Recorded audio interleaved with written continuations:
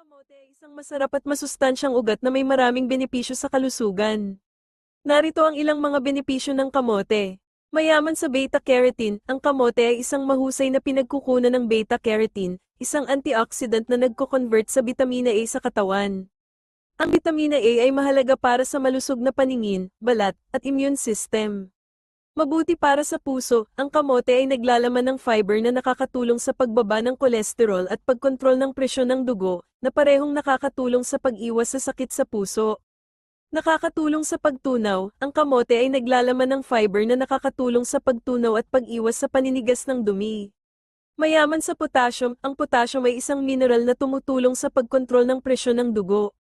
Mabuti para sa diabetes, ang kamote ay may mababang glycemic index, kaya hindi ito nagiging sanhi ng biglaang pagtaas ng asukal sa dugo. Maaaring kainin ng kamote ng luto o hilaw. Maaaring gawing prito, inihaw, o nilaga. Sana nakatulong ang impormasyon na ito.